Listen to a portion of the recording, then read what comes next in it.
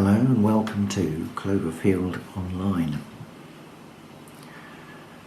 Hello to everybody at Cloverfield, and if you're seeing this and you're not from Cloverfield, you're welcome too.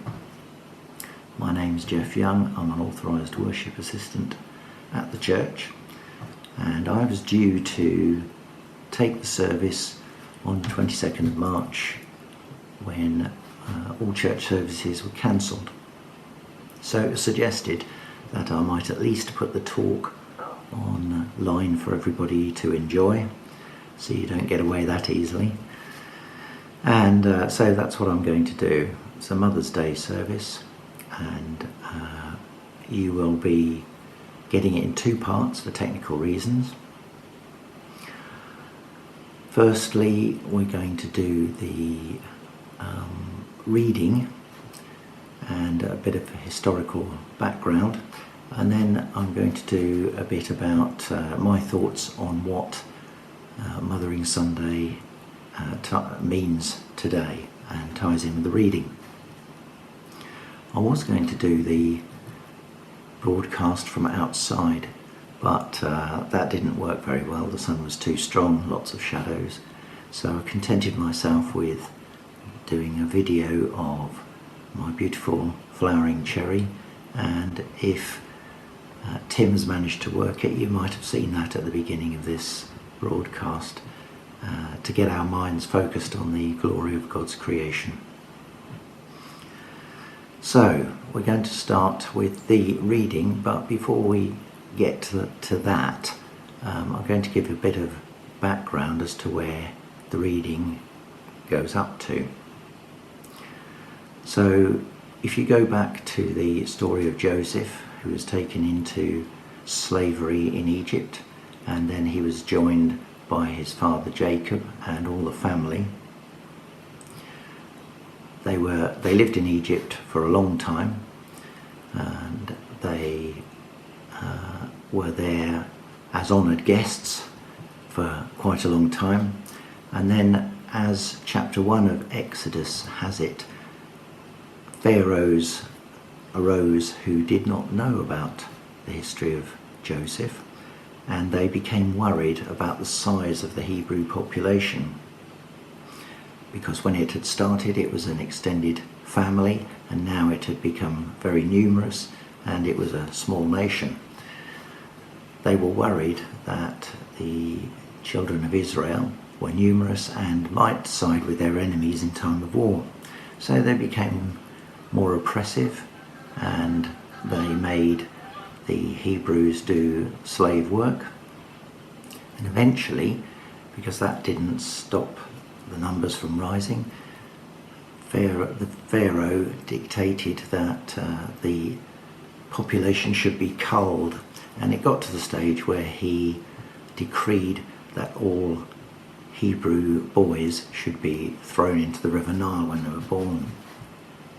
So that's the situation that we get to for the reading, and I'm going to do the reading now, which is Exodus chapter 2, beginning at verse 1.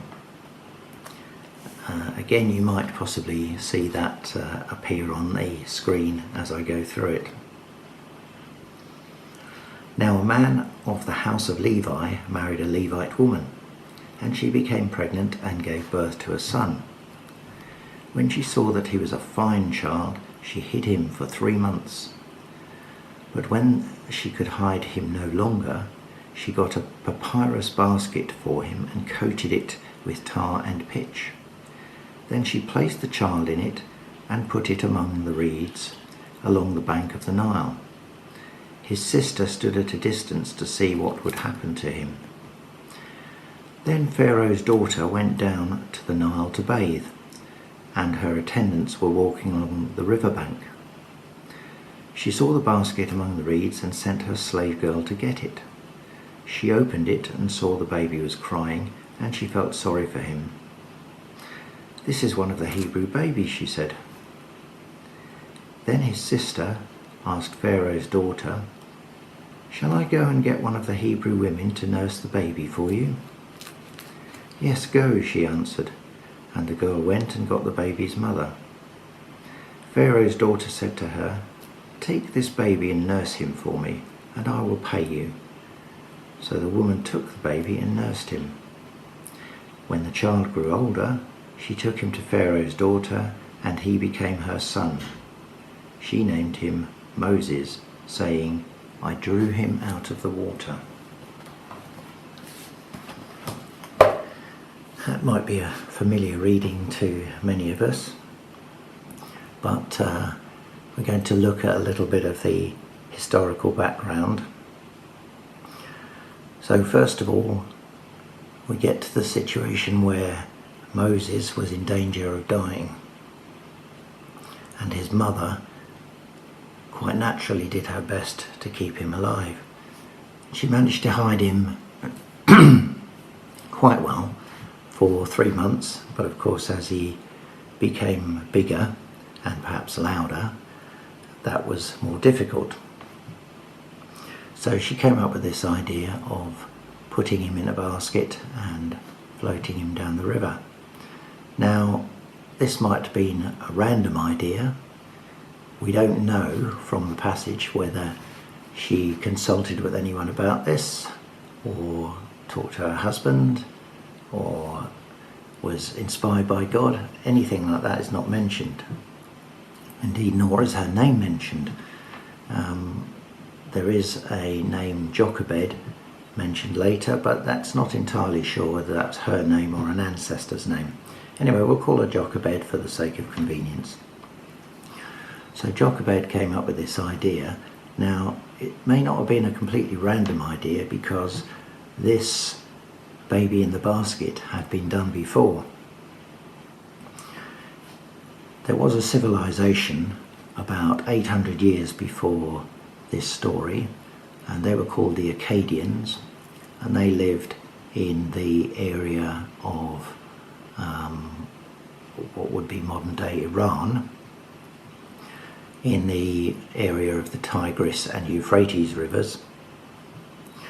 And there was a legend that a baby was born to a priestess, and she was not allowed to have a baby, so she couldn't keep him. She came up with the idea of putting him in a basket, waterproofing it and sailing it down the river to see if someone would pick her baby up and adopt him. And so that's what she did. She put him, in that case, in the Euphrates River, and he floated down and was rescued by someone who adopted him, and he became king of the Akkadians, and his name was Sargon. It sounded a bit like he was from Star Wars, but apparently that was his name. So it's quite possible that that legend would have been common knowledge amongst the people of that area, and so the idea of putting Moses in the basket may not have been completely random. Now, we don't know whether Pharaoh's daughter knew that this was a bit of a setup, but it's quite likely that Jochebed knew Pharaoh's daughter was going to be bathing there. She probably bathed there quite regularly, and had probably engineered that the basket would be picked up nearby her. And that could be the reason why Miriam, that's Moses' sister, was standing by with a helpful suggestion about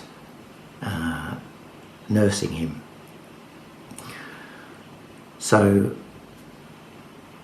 Pharaoh's daughter picks up the baby, feels sorry for him, and we know from the text that he was a beautiful baby.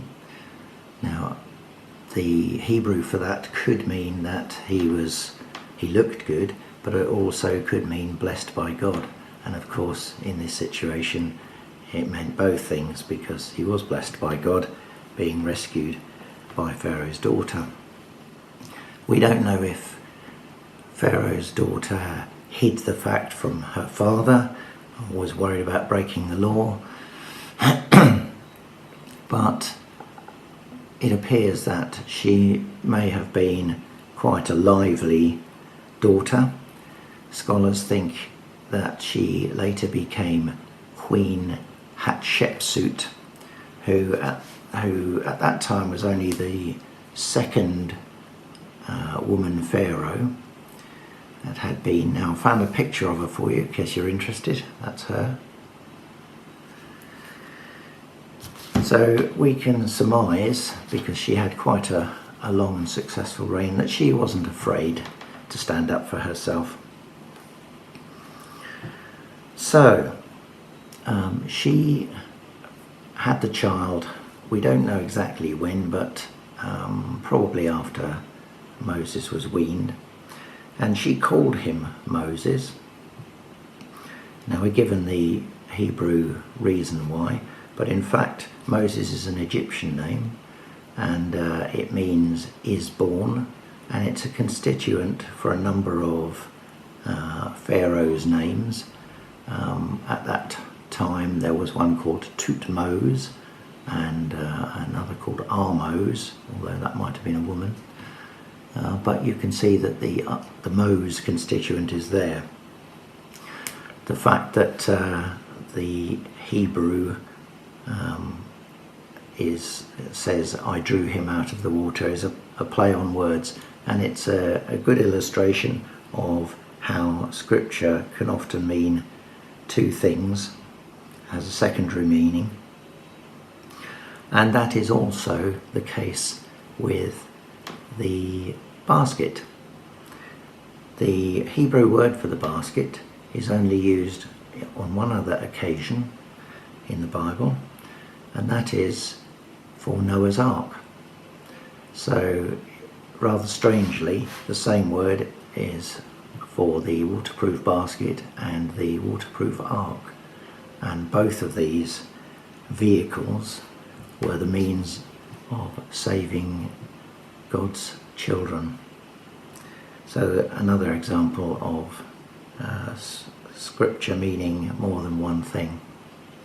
Right, reasons of time, I have to end that first one there. The second talk will hopefully follow fairly shortly, so goodbye from now.